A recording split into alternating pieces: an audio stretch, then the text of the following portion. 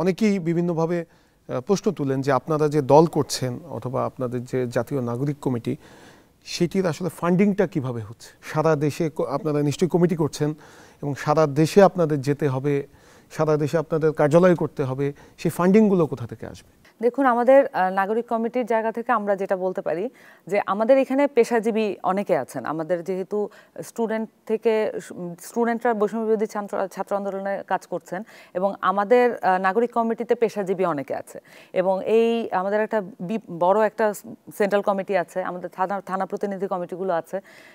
আমাদের এই যে পেশাজীবী যারা আছেন তারা শুধু তারুণ্যের উচ্ছ্বাসে শুধু অভ্যুত্থান করেননি, তারা এই মুহূর্তে বাংলাদেশ পুনর্গঠনের জন্য যে কোনো কিছু করতে প্রস্তুত এবং তারা তাদের পেশাগত জায়গা থেকে মানে সেই কাজটাও করছেন, তারা বিভিন্ন ধরনের চাকরি করছেন এবং এই তরুণরা, আপনি অবাক হয়ে যাবেন যে এই তরুণরা কি পরিমাণ বিপুল সময় দিচ্ছেন সংগঠন গুছানোর জন্য।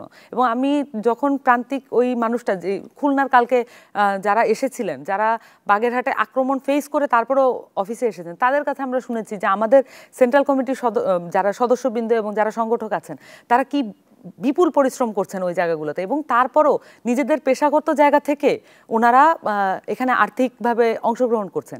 এই যে তাদের একটা বিপুল সমর্থন এবং বিপুল সাপোর্ট এবং বিপুল একটা অংশগ্রহণ, এইটার মাধ্যমে আসলে আমাদের নাগরিক কমিটির যে ফাংশনারিগুলো আছে সেগুলো চলছে এবং সেই সাথে আমরা চাচ্ছি যে আমরা জনগণের মধ্যে ছড়িয়ে যাওয়ার বিষয়টা কিভাবে আসছে আমি সেটাই বলছি যে তাদের যে পেশাগত জায়গাগুলো আছে সেই জায়গা থেকে তারা কন্ট্রিবিউট করছেন এবং তারা সংগঠনে নিজেদের সময় দিচ্ছেন, সেই সাথে তারা পেশাগত জায়গা থেকে তাদের যে সংসার চালানোর জন্য যেই ইনকামটা তারা করেন সেখান থেকেও তারা পার্টিসিপেট করছেন। এটা অভূতপূর্ব এবং তরুণদের যে আগ্রহ আছে, তরুণদের যে পার্টিসিপেশন আছে, তারা নিজেদের সময়ও দিচ্ছেন, তারা এখানে কন্ট্রিবিউটও করছেন নানানভাবে এবং সেই সাথে তারা বাংলাদেশকে নিয়ে যে পলিসিগুলো আসলে হওয়া প্রয়োজন সেখানেও তারা কন্ট্রিবিউট করছেন। এই জায়গাগুলো দেখলে আমরা আসলে সেই অনুপ্রেরণাটা পাই যে বাংলাদেশকে পুনর্গঠন করা কতটাই সহজ হবে। আগামী নির্বাচনের বিষয়ে আপনাদের অবস্থান কি এবং নির্বাচনে আপনারা কি ৩০০ আসনই প্রার্থী দিবেন কিনা? রাজনৈতিক দল আত্মপ্রকাশ করার পরে আপনারা নির্বাচন কমিশনের নিবন্ধনের জন্য তো আপনাদের আবেদন করতে হবে, সেই প্রস্তুতিগুলো আপনারা নিচ্ছেন কিনা? প্র্যাগম্যাটিক একটা বাস্তবতা আছে রাজনৈতিক, কিন্তু সেই সাথে আমরা সবসময় আসলে মানুষের যে অভ্যুত্থানের সময় যে আবেগটা ছিল, যে দায়বদ্ধতা ছিল, সেটা মনে রাখার চেষ্টা করি।